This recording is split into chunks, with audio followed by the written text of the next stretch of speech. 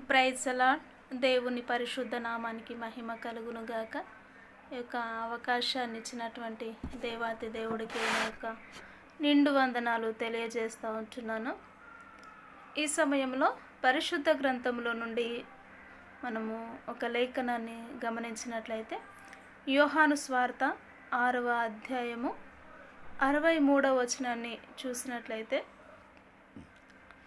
ఆత్మయే జీవింపచేయుచున్నది, శరీరము కేవలము నిష్ప్రయోజనము. నేను మీతో చెప్పి ఉన్న మాటలు ఆత్మయు జీవమునై ఉన్నవి గాని మీలో విశ్వసించని వారు కొందరు ఉన్నారని వారితో చెప్పెను.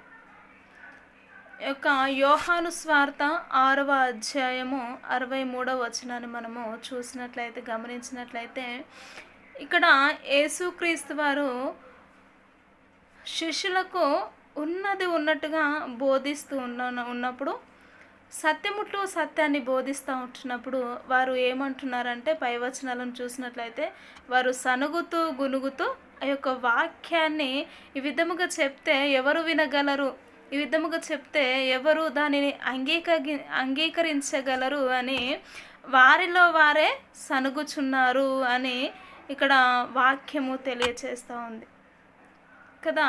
అయితే ఇక్కడ దేవుని మాట మాట్లాడుతూ ఉంటున్నారు. ఏమని అంటే, ఒక మనిషిని ఏమి జీవింపచేస్తూ ఉంటుందని మనము గమనించినట్లయితే ఆత్మయే. ఆ యొక్క ఆత్మ ఎవరు పెట్టిన ఆత్మ? ఒక మనిషి నిజముగా ఒక శరీరంలో నుంచి ఒక ఆత్మ వెళ్ళిపోయిందంటే ఆ యొక్క శరీరానికి విలువ ఉండనే ఉండదు. అది ఏమంటారంటే అది ఒక శవముగా మార్చబడుతుంది. ఆ యొక్క ఆత్మకు లేక ఆత్మ శరీరంలో వెళ్ళిపోయినప్పుడు మనిషికి విలువ ఉండనే ఉండదండి. కాబట్టి దేవుడే అంటున్నాడు, ఆ యొక్క ఆత్మయే ఒక మనిషిని జీవింపచేస్తూ ఉంటుంది. ఆ యొక్క ఆత్మ ఎవరు పెట్టిన ఆత్మ? జీవము కలిగిన యెహోవా దీపము, యెహోవా పెట్టు దీపము ఆత్మ అని దేవుని వాక్యము తెలియచేస్తూ ఉంటుంది. నీ యొక్క జీవితానికి ఒక ఆధారమైనటువంటి యొక్క ఆత్మ, నీ జీవితాన్ని వెలిగింప చేయగల ఆత్మ నిన్ను ఏ విధముగా బ్రతికిస్తూ ఉంటుందంటే ఆ యొక్క వాక్యము ద్వారా నీ యొక్క జీవితము నడిపించబడాలి. నీ శరీరము దేని ద్వారా నడిపించబడాలి? నీ ఆలోచనలు, నీ క్రియలు, నీ తలంపులు దేని ద్వారా నడిపించాలి అంటే కేవలము దేవుని ఆత్మ ద్వారా. ఆ ఆత్మయే నీలో లేకపోతే నువ్వు ఎప్పుడో నిన్ను శవముగా భావించి ఒక్క క్షణము కూడా నిన్ను ఆ గృహాల్లో కానీ ఎక్కడైనా నువ్వు పెట్టడానికి నిన్ను ఇష్టపడరు. నువ్వు మరణించిన మరుక్షణమే అక్కడ మన్నైనది మట్టిలో కలిసిపోతుంది కనుక మట్టిలో పెట్టడానికి ప్రయత్నాలు చేస్తూ ఉంటారు. కాబట్టి ప్రియ సహోదరి సహోదరుడ, దేవుడు మాట్లాడుతూ ఉంటున్నాడు, ఆత్మ చెప్పు మాటలు చెవిగలవాడు వినుడు గాక అని ఈ యొక్క పరిశుద్ధ గ్రంథంలో, ప్రకటన గ్రంథంలో మనం పదే పదే చూస్తూ ఉంటాం ఆ యొక్క వాక్యాన్ని. కాబట్టి ఆత్మనే ఒక మనిషిని జీవింపచేస్తూ ఉంటుంది. శరీర క్రియలన్నీ నిష్ప్రయోజనము. అవి నువ్వు శరీరము చేత ఏవైతే చేస్తావో అవి నిష్ప్రయోజనం, అంటే అవన్నీ వేస్ట్గా భావించాలి.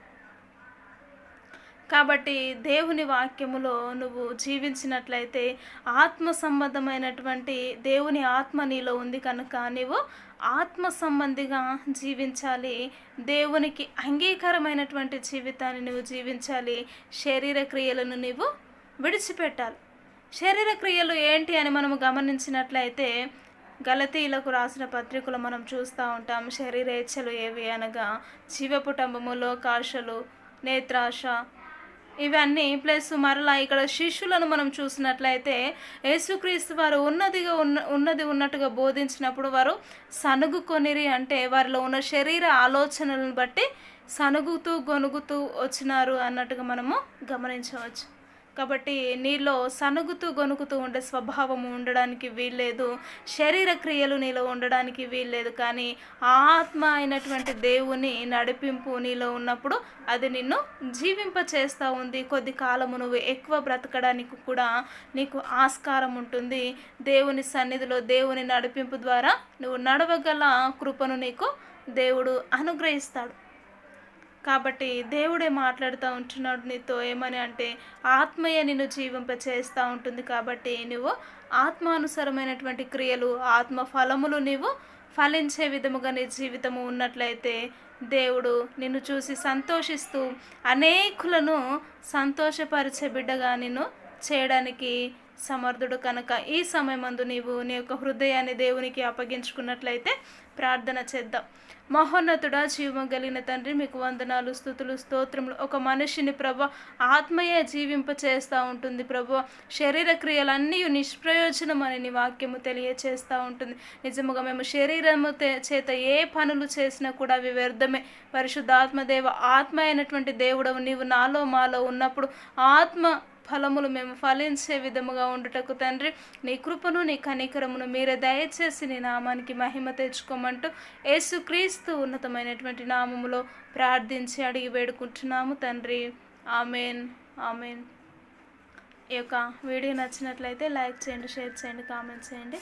ప్రైజ్ ది లార్డ్ అందరికీ.